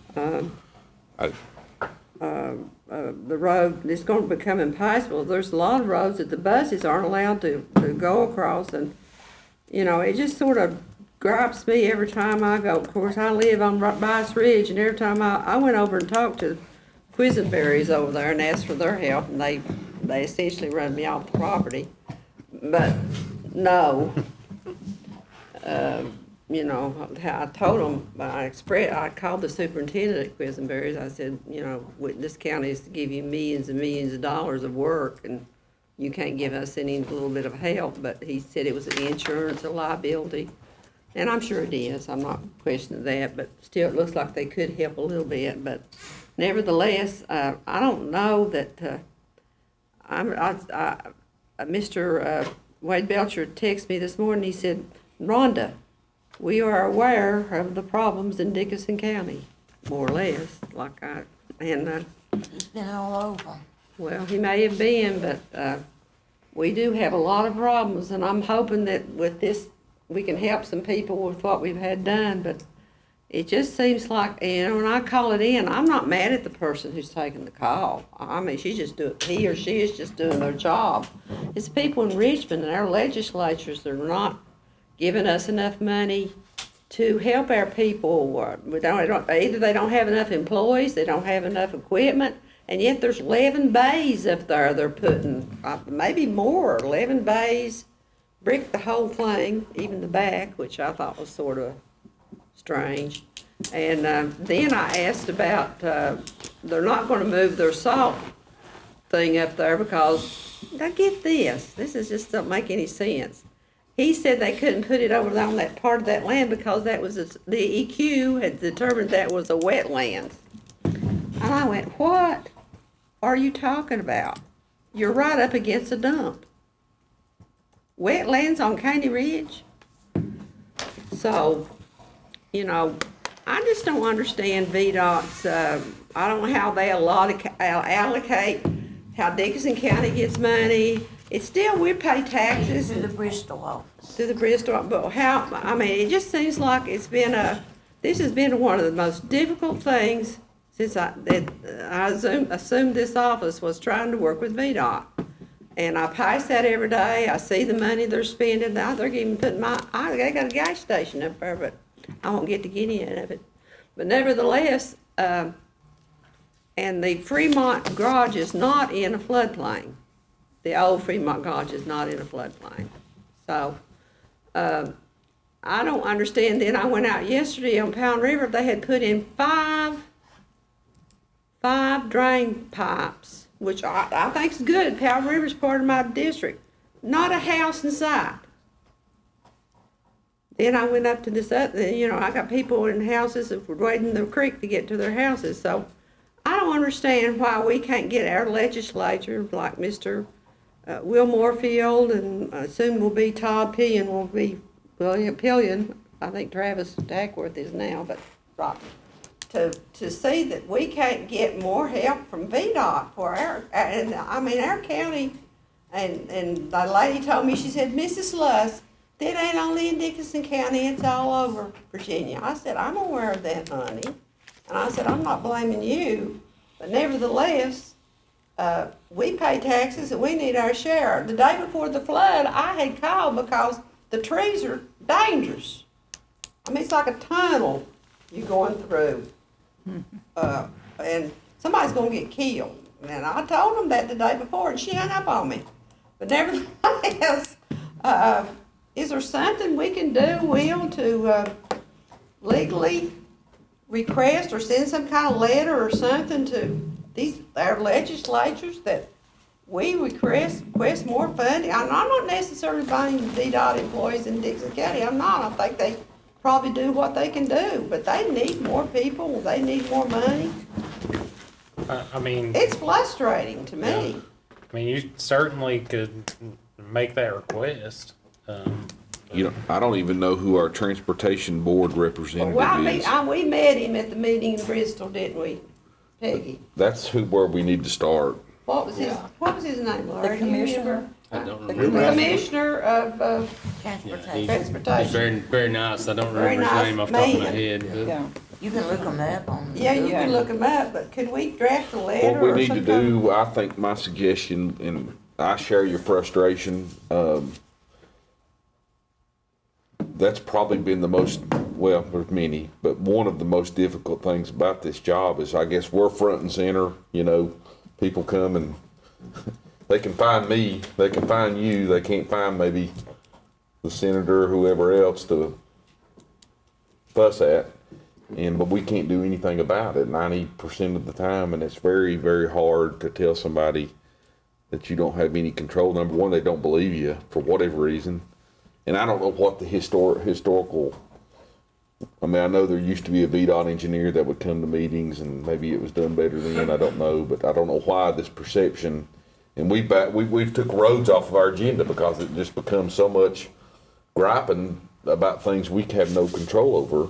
But we're still being inundated, and some of it, it is, I know that's one thing, Ron, you always said that is part of our role, is to be able to be sort of a conduit to VDOT, Yes. but it doesn't help. No, It doesn't do any we good. have, it helps, and I'm not saying this always helps, but it's good to have both the party affected and us being the But conduit. back to what I was trying to get at, I think we should maybe send a formal letter to the transportation board representative for this area. I'm sure, I guess he represents, it goes all the way to Bristol, I guess. But ask him to come over here and meet with us. It's like an eight. One thing I will say is, I Sometimes think in a they lot of keep 'em cases, bored. you gotta reach all the way back to I mean, Richmond, I know, because but I guess this they really would comes down to replace. funding. I don't- They I don't had think- that board on the, Cofield Express was there. Was that the transportation board? it was, we had or- Shep Miller, I Yeah. was looking it up here, There was Secretary of a district Transportation, he's the engineer there. chair. But we need our board, That's right. our Our- transportation board member. Tom Folks. So we need to send a letter to him. Yeah. Well, I don't think we need a motion or anything, but have Larry send him a letter and say, give us some dates, you can come down here and meet with us. I can do that. And I wanted to say, I share your frustration, and I agree with the letter. But I also wanna remind you that I seen a lot of great examples during this flooding where VDOT was out there. I agree. So we need to be I'm not going off on careful. the No, I agree with Be you. careful with that. But They need we- more people. It really is not the local folks that are the problem. They were It's fast. the funding thing. And there was a We gotta- convoy for a week of trucks from Lee County, Wise County Yeah. coming to here. And so I agree. Yeah. I'm glad you said that. Yeah. But I also share Rhonda's. Oh, I I just agree wanna with beat my what head Rhonda's against the wall. saying. It is Oh, frustrating. now, I've always had a good working relationship with everybody down at Fremont. They've always responded every time I've called. They've been real polite and, worked on my issues that I called about. I will also stress that we could also use some help with VDOT finding a way to bring some of these roads into the system. Because they're just, we keep having to try to fix them with Band-Aids. Well, that would be what we could talk to this guy about. Yep, yep. And the They other- don't cut it's just getting to be a dangerous situation here. Rock House needs to be cut bad. I Yeah, mean, the it's trees just like- on their right of way, it's on their right of way, most of the trees are on their right of way, really. And I just think that we need to address it with our legislature. I'm not throwing off on the VDOT employees, I mean, they're state. Oh, I know employees. you're not. Yeah. But I- they need more employees, They need and then more. our equipment too, I don't know if Larry was I gonna think our address this. district just needs some more funding. Yes, right, more money. And we also need to think about, the backhoe that we have here in the county is, when Larry showed it to me, I went, oh. Well, that's what, I'm glad I was gonna pivot. Yeah, it I needs to said, be. what, I I've got said, the guys getting me Larry some knows prices. that I said, that is a Well, I'm pitiful glad little you backhoe. said that. Yeah, We it's don't need a it's really motion yet, bad. I don't guess, but I want a better truck and a better backhoe We need to as drill it quickly as out. possible. Yes. When our backhoe's We're out there, And so I want him to Big find saw. some stuff, Big and I saw, don't care too. what it Well, Darryl costs. is looking into, I've talked to Darryl about it. But I don't I've been wanna, I know you have too. They've located a couple. We're looking at some stuff, getting some prices on some good used equipment right now. We just don't have anything ready to present to the board right now. well, I'd like, Mr. Peters has approached too, like a bigger saw on some of these places that, I'd like to get that going ASAP. I will price some equipment by the next board meeting. I'll have something Mr. to Martin, present to you all. is the ARPA funds, could they be used for purchase of anything like that? It's something we have to look at. In some cases, The backhoe's gotta have the clamper that, or. in some cases we can, and that's one thing I'll look at Then we before need the to look meeting. at that because Yeah. it's something we need, especially during all this flooding. It only has a 2-foot bucket. That is not big enough to do much work. And it's worn out, the one they have Well, is it's worn just out. And they another- work iron and. You know, it's work another on it for example years. of, We've not taken we care of paid it. Peter and Rob Take everything Paul, else and we've suffered. and so now it's time to I agree. take care of our house. My couple of road issues that people is going, and it's mainly school people. I mean, Priest Fork was, they went and worked the VDOT went and worked Priest Fork and widened the road. Well, evidently they must have took the bank more straight off instead of sloping off. And here it has fell in, trees fell off. And before school ended last year and this year, parents has to bring their children out of Priest Fork to the road at Sand Lake Road and meet the bus. They're having to do that because VDOT's not went back and The fixed it. School board pays them to bring them off. I don't think so. They're Yeah, off they holiday. do. Like you said, In some Smithridge cases they do. Yeah. Tell them about Smithridge. And Smithridge, Tim Carty goes up through there. So now he's having to go up Carter Stanley Road, around to the festival grounds, come down Smith Ridge, pick up Golly. kids, go back back up around. and back down It's a because long detour. because school, they won't allow him to drive the bus past this one location. And VDOT knows it. They got the orange barrels up because the water washed the road off. I will say, Mr. Mooney at the school division is very particular about putting Yeah. buses in any places that there might be Yeah. harm's way. He's got a And he good should be. relationship with I had VDOT on bought sharing that these and trying to get Smithridge things Road done. called in, and they promised me they were gonna work on that road. Yeah, They've already got it in their, work order to work on that. it's good to hear, so. Yeah, I mean, I reported it and they said it had been reported because where it's washed off is on the lower end, which is in my district. Right. So is one reason that I went ahead and called too. But Before I anyway. forget, do we not need to vote on this behavioral health contract? It's not on the agenda anywhere else. Right, no, we need to approve that. I recommend we Should be table it in. till we confirm that it's been advertised for Missed 30 that, days. gosh. We probably should look at the contract too. Have you looked at the contract?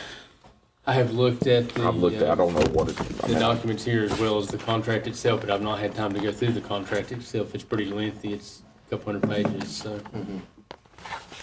weren't you just on their board? So do you not know anything about it? Oh, that was the first time I seen the contract, was yesterday. But I mean, you were on there last year, weren't you? Never seen it. Well, didn't you We vote on just it last seen year? this here. We This get is a a copy budget. every year. Well, we do it every year. I know we did it last year when you were on their board. Weren't you It's on their done board every last year? year, Yeah. Ron. We get a copy of it So every the you year. light is and we you not don't ever- advertising a you've lot never of seen things it? to the This public. year's an amendment, as Mr. Mullin shared. The plan's done every 2 years, and this is an Okay. amendment to Yeah. the 'Cause we've had it big before. plan. It's changing these Yeah, every year. sheets to the big plan. I'll tell you what if I could say something just back to the road issue, just a minute. This is what, Mr. Wade Betcher sent me today. I had turned in Snowball Holler up where Spearhead Trails is, because every time it rains, it floods there. It says Rhonda Fremont is aware of these issues, and they're working towards fixing these issues. We are increasing some pipe sizes on Snowball Holler, which should help a little, but the bigger issue is runoff from the strip mines that is up there, and that's true. I've been up there, it pours out there. Until that issue resolved, the drainage on this road will continue to be an issue, and pipes will continue to stop up. I'm going to reach out to the DMME That's what I start telling you. and our permit specialists to see if they can help us get the runoff from the strip mine fixed. DMME's got a ton of money if they would spend some of Well, it. I've seen it when it rains up there. He pours out that holler from Spearhead, up Yeah, he there where does. his strip top was. It does up on Rachel Chapel Road too, but they deny it. They did. They deny it's not a strip job. That's a strip job up there for years, that's a big strip job. I mean, this, on Rachel Okay. Chapel. That's what I'm saying, it's a big strip job. The only other business that I had that I wanted to mention is that when we set a workshop, we also need to be considering a veterans dinner. We allotted money for that, appropriated money for that. It was talked on to try to rush and do one back around Memorial Day, that there wasn't a whole lot of time for planning and events already going on, but Get the that word may out. be something we need to try to get on the schedule. Yeah, I agree. I think you're right on that. Yeah, because, I mean, here it is, the end of August, and, Veterans Day is going to be around the corner. November. It is Yeah, But we're on gonna have to November do it 11th. a day that, the staff can help us. They are off on It needs to be a Veterans weekday, Day. because that last time, that's what kind of thing we talked about doing. Right. So we'll We have never the even staff thought of there to that, help, right. so- Yeah. Yeah, It's on a Friday, so my vision is like a breakfast, and that way we kind of just start it like at 9, 10, something. Have We start breakfast, early. have a little ceremony, recognize. That's my Because about everybody else does lunch. well. That's my Yeah. sort of vision. I mean, I don't want to bicker about it. I do think I would like to do something. As a veteran, what's your thoughts on that? I mean, No, I think the would breakfast be is good. fine. I mean, not like early, but say Well, 9 o'clock. Here's one thing I would say, yeah. and we don't know the answer, so you're just gonna have to schedule it. But what And we'll try it out. what happens They're off on the is, 11th. you'll end up 3 of them in one day. And, Well, if we did it on Thursday, though, it'd be like the Yeah. day before. yeah, so try to pick a day that they typically I say we are. shoot for the It'd be 10th. 10th, the 10th, Of what? November. August, September. We tried to put November. November 10th November. tentatively here I don't know, in the room some of this slowed downstairs. down because of COVID, because there used to be multiple events at the schools too. And maybe that'll pick back up after this They would year. usually have y'all there in the mornings on Yeah. Veterans Day, I think, wouldn't they? But I've seen breakfast sponsored by the Lions Club. Actually, on the day, though, but I think. No, not actually on the day. So it'll be. We did have, we typically would have a school event at Irvington and then leave there to go to McClure, Kiwanis, and have lunchtime thing there. Well, I think that And let's go years ahead and shoot for Let's the just shoot for 10th. the 10th and let's try to get maybe the word everybody will out. pivot off of us. So I'm saying if we get the word out when nobody else is doing that. then Yeah, reserve yeah, that that's all 10th you for can do, everybody, 'cause so- I haven't heard of any yet. If our group's good on the Right 10th, now. let's go ahead and share that, and let's Okay. set a time. Sounds and we'll- good. We'll reserve that, and you'll say 9 o'clock, or, I mean, 8 o'clock? That's why I say 9. o'clock, Let's do 9 o'clock. 9. Yeah. Okay, we'll begin getting word out, and I know last time Miss Willis had talked to me about having Miss Mullins order some things. I know she had some ideas on some stuff needed for the centerpieces and stuff you'd given me, and I shared that with Cindy, so. Okay. November 10th at 9 o'clock, we'll get that on the calendar. Okay. So we're not gonna vote on this contract? We have till September 30th. Kevin, were you able to confirm whether it was advertised? My understanding, the county advertised it, the public hearing aspect of it, both on the website and in the newspaper. I'm gonna make a motion that we pass this tonight because we've already seen the contract. This is just an amendment to the contract, correct? This is just a amended decision for the year, yes. Yes. They will come out with new, major changes next year. Has your board reviewed it, Kevin? They have not, but that's not something that they normally renew or that they look at. The board Because it's chairman- unclear in the statute, it talks about the board reviewing it too. The board chairman has reviewed it and signed off on it. That is who the Okay. statute says. And I'm thinking that's where the 30 days was supposed to happen before they reviewed it. They have seen, they will be seeing a copy of it, I'm sorry, at this next board meeting. But it comes routinely to the board of supervisors for your all's review first. But the and then it public goes has to- to have, we have to advertise for the public to review it. And Which that's is what the what, public hearing was tonight. That was for the public to review. but I think this means you have to post it somehow or, He said he did on the county's website. The advertisement for the public hearing was advertised. yeah. Now, in terms of posting the contract, That's too big, I don't know yes, why. we've never posted that whole Yeah, contract that's because too big. there's no way you could post it in any format, no. Yeah, and you guys haven't reviewed the contract, cause it's huge.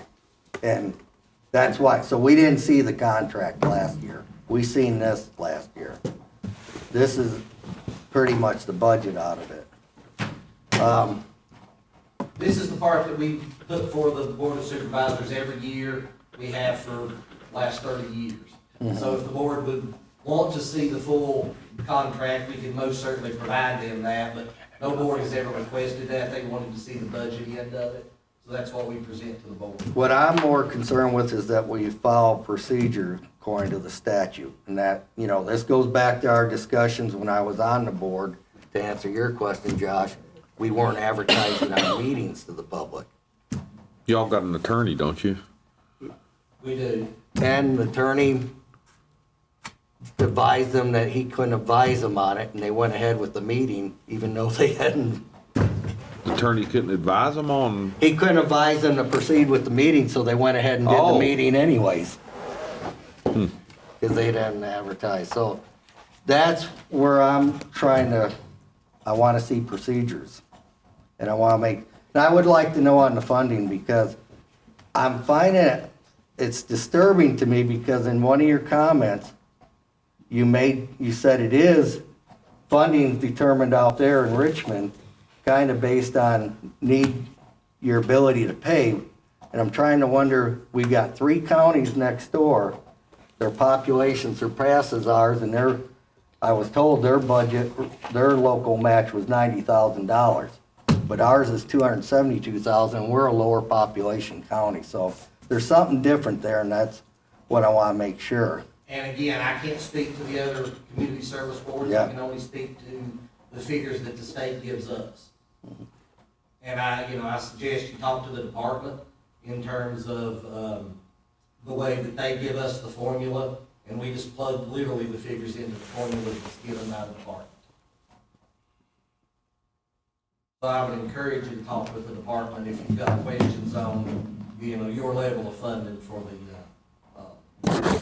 for the community service board.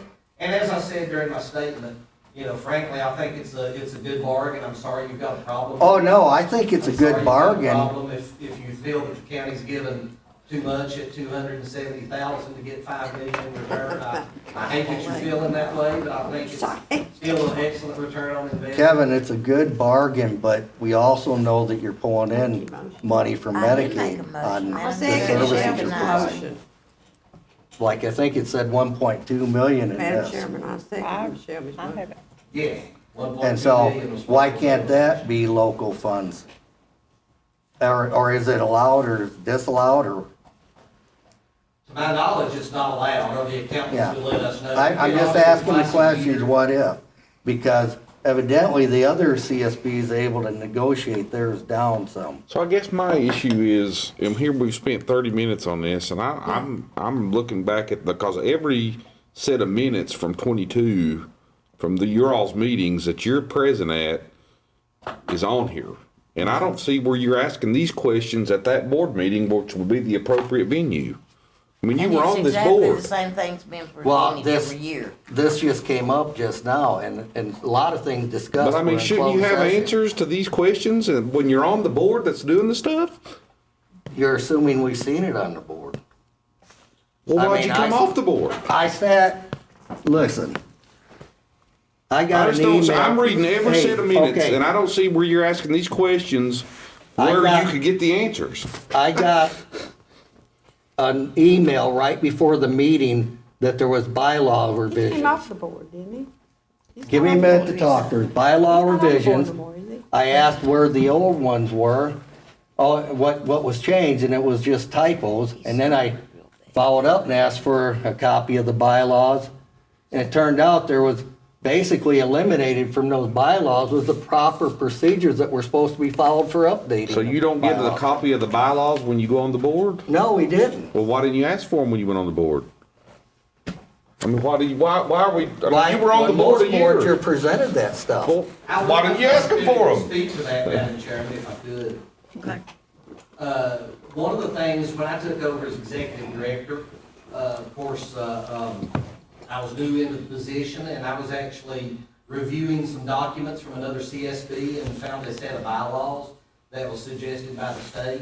So I presented those to our board of directors as a new set of bylaws for our board to go by.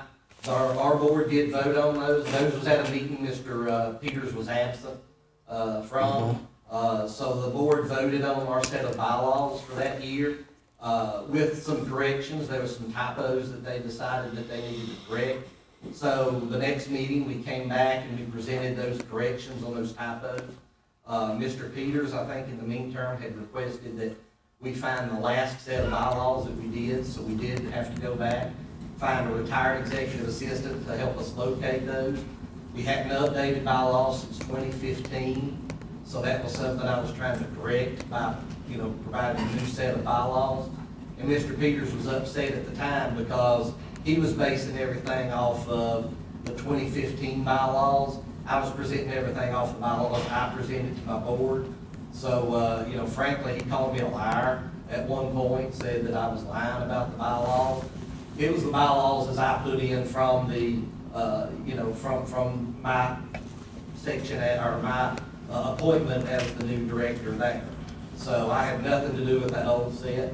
And again, Mr. Peters is, I understand he's very much on procedure, and he pointed out some things that we've done incorrectly, and we have corrected since then, in terms of, advertising for meetings. It's something that we hadn't done for 25 years, and he had pointed it out, so we corrected that. So we're trying to make those kind of changes. Mr. Peters got upset with us because of that, and I'm sorry for that. But now I feel like a lot of this is just kind of grandstanding to take it out on our agency at this point.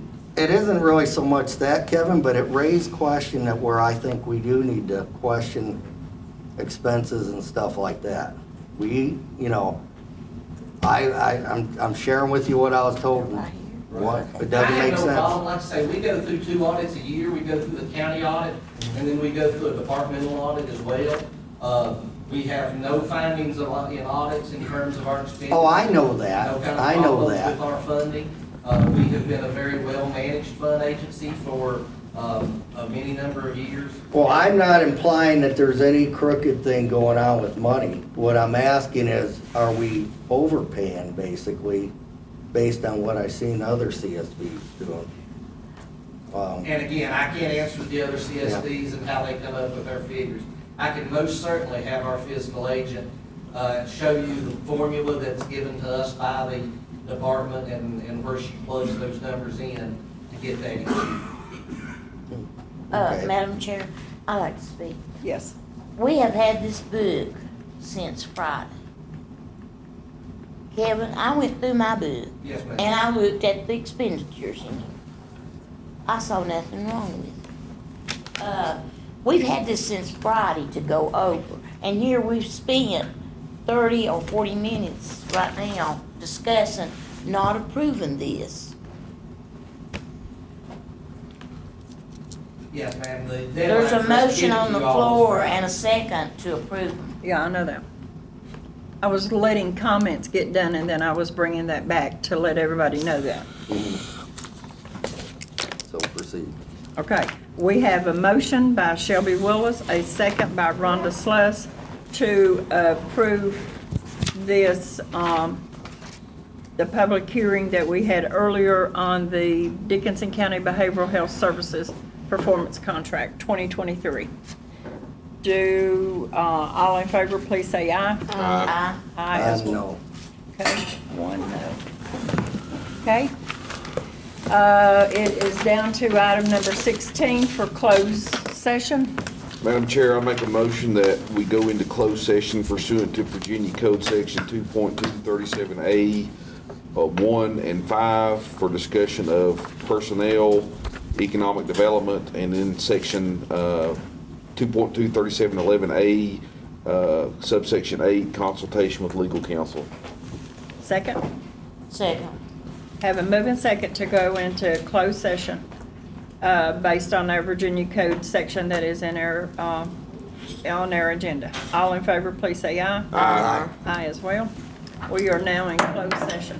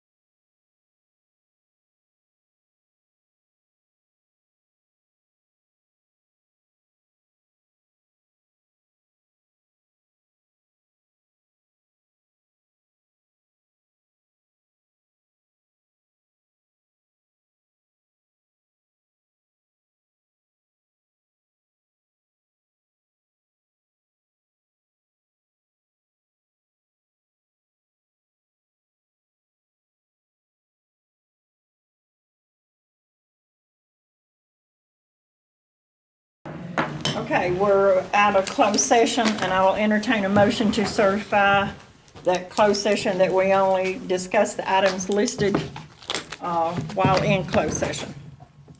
Motion? I'll motion we certify that only the things pursuant to Virginia Code Section 2.2-3711A 1 and 5, Section 2.2-3711A1, personnel, all departments, Section 2.2-3711A 5, economic development, update, and Section 2.2-3711A 8, consultation with legal counsel. Those are the only things we discussed in closed session. And a second? I second. Okay, moving second that only matters going into closed session was discussed. I will do a roll call vote. Ms. Willis, how you vote? Aye. Ms. Sluss? Yes. Mr. Evans? Yes. Mr. Peters? Yes. And I as well. Now, are there any motions to be made coming out of closed session? Yes, there is, Madam Chair. I'll make a motion that we hire Rhonda Hale in the rental assistance office, Part-time. part-time, yes. And then, that's my motion. I'll second. Okay. We have a moving second to hire Rhonda Hill as the part-time help in the rental assistance program. All in favor, please say aye. Aye. Aye as well. Okay. Madam Chair, I've got another motion. I make a motion that we replace the supervisor in the rental assistant. We increase her annual salary by $4,160. Those funds will come out of rental assistance funds from the state And not general county. and not general revenue. county. Correct. Yeah. I second. Okay, moving second to increase the supervisor in the rental assistance salary coming from the HUD monies that come in. It is not a general account fund increase. All in favor, please say aye. Aye. Aye as well.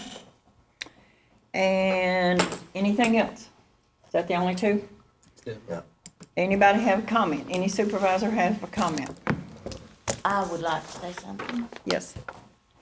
I usually don't speak and I don't like to get into controversy, but I'm highly, highly upset that we spent $35,000 and gave $35,000 to the fair committee. Then I saw an advertisement yesterday, they're gonna do a beer garden. And I am highly, highly upset. I know Larry took a poll on a phone poll to see whether we approved it or not. And I voted no, and I don't care who knows that I told Larry my vote was no. I don't think we need it up there, and it's my understanding it's gonna be there every night except the gospel night that they have gospel music.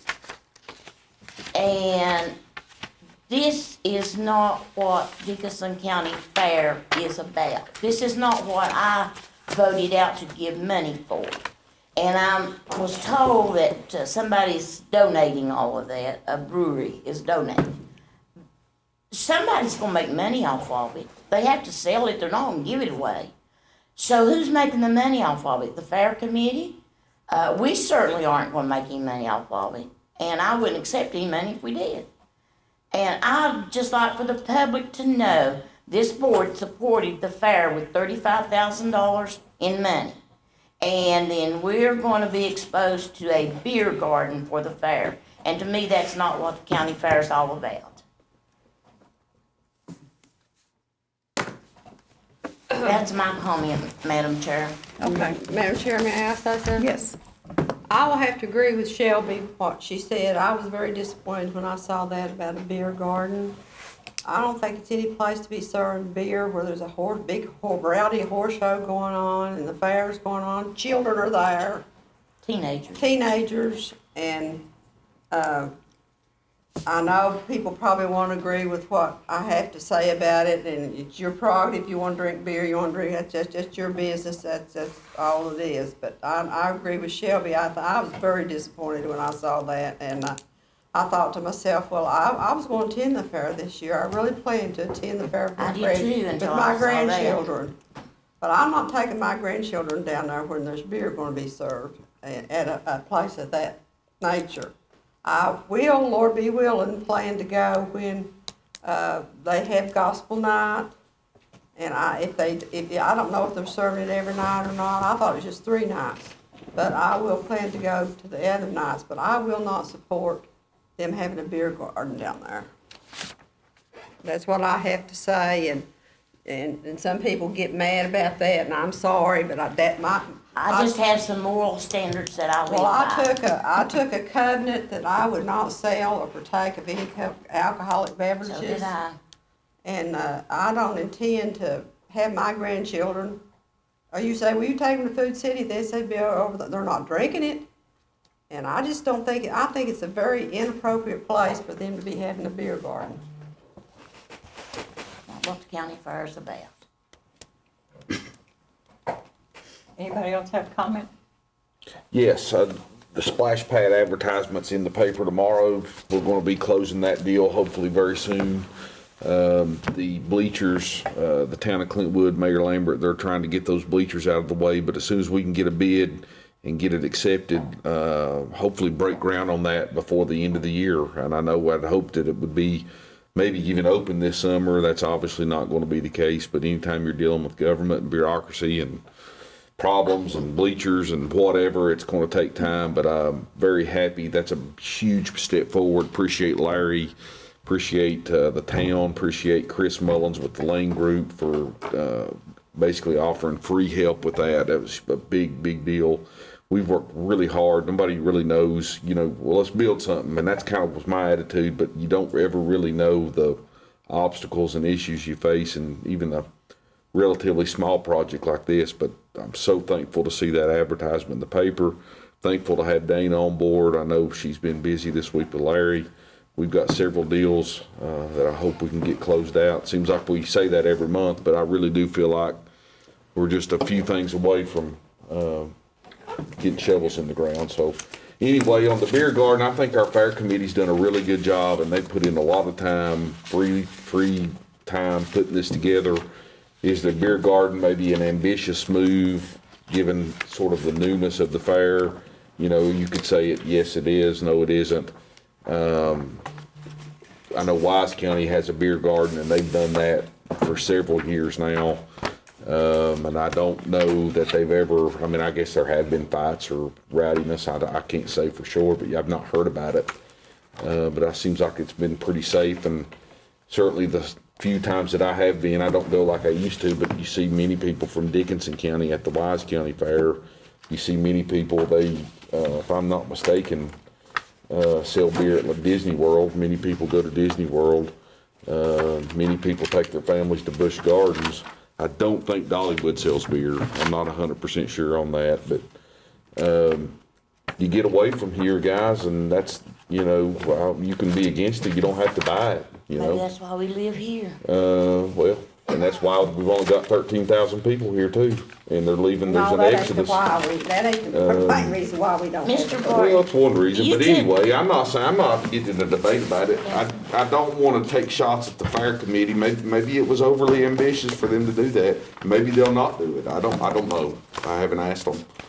But they put a I lot don't of remember work into being that. asked, did you send something around asking for No, this? he did a phone survey. Well, I didn't get the phone number. Well, he was supposed to he let us know that they let us know that they were intending to do it. Well, that's the And so first it's I not heard like it, and it I was- read it in the paper. No, First but he called you, right?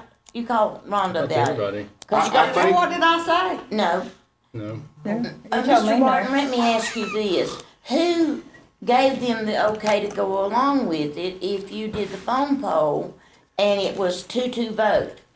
I shared with Mr. Evans. Mr. Evans had asked me to reach out to the board members. I just thought that they reached out to me and said, we're thinking about doing Well, this. did you do the okay? Who did the okay on it? What do you mean it Well, was I don't think 2-2 they need an vote? okay. What do you mean it was a 2-2 vote? Well, I assume that Ron and Josh voted that is okay. Why is that What relevant to Peggy- this And you and I voted conversation? no. I get, Did Peggy vote? No, she didn't. they don't, number one, they don't need our okay, and number Yeah. two, they did reach out and said, we're going to do this. I guess anticipating this, maybe some members' reaction, and I guess they wanted to know what the consensus of the board is. And I kind of respect them for doing that. I'm glad they did do that. And maybe they'll change their mind. I mean, maybe they, I don't know. Well, if they don't change their mind, I'll be here next year and I will not fund them anything for the county fair. That's not what the fair is about. But The But- selling of beer is not what the fair is about. If you're gonna take your family to the county fair, there is people in this county that does not want to have to go by that with their families and with their children. well, anyway, I've tried to end on a positive. Well, note, you but- know, Okay, well, I got that, I have something to say, I'm gonna shut, It's my turn. Josh made a Sorry. statement that No, I I think's don't do terribly wrong. Yes, I've been to Busch Gardens, I've been to Williamsburg, I've been down to Disney World and all that stuff like that. But nevertheless, I don't think that that's an appropriate place to be selling beer at a county fair. And people don't leave, we don't have a small population because we don't serve beer like, have Go to the store bars and and buy it, take it home. bar. I don't have a problem with them taking it no, home but- drinking. We don't have a bar or all that. They let that distillery go in at Hayside. What did it do? It flopped. It flopped. Glad I voted against that too. Well, I did too. But I don't think you voted against it, shall we? I voted no. Yes, you did.